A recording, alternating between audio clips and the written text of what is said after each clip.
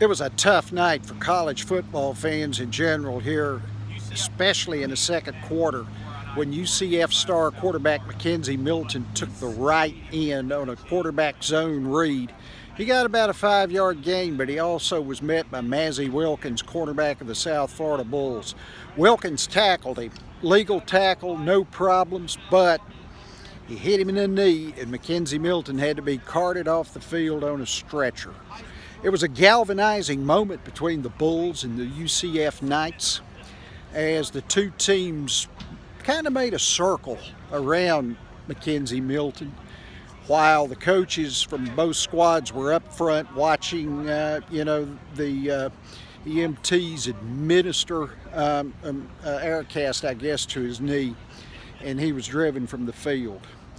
It sunk the air out of the stadium. I mean, it took the focus off the game. It showed you how in a split second, the winner of a football game, no matter, if it is the war on I-4, was inconsequential.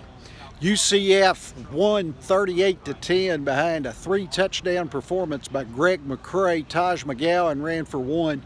McCray had 182 yards on 16 carries. The Bulls were absolutely, honestly trampled defensively as UCF had 390 yards rushing on 58 carries, and had around 550 total yards.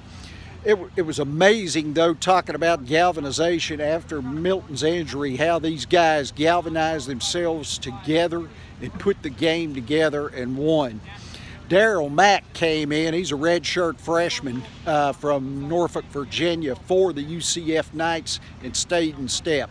He didn't get out of his lane. He didn't do anything, that was a gamble or anything he couldn't do, and he drove the Knights. He used Greg McCray, Taj McGowan, Adrian Killens in that running game, which is one of the best in the country, and they were able to mow through South Florida's defense, which has been mired by injuries all year.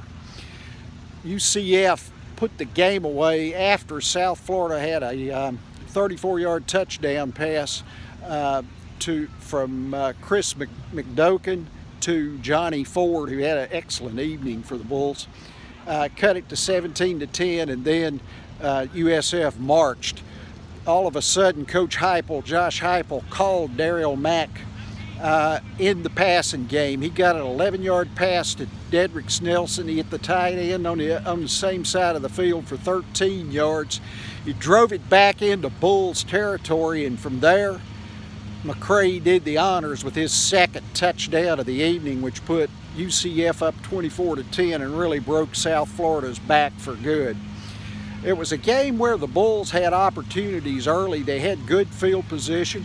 They were able to get an interception early off Milton, get the ball down to the 12-yard line, but they tried to power the ball in. That just showed to me, obviously the lack of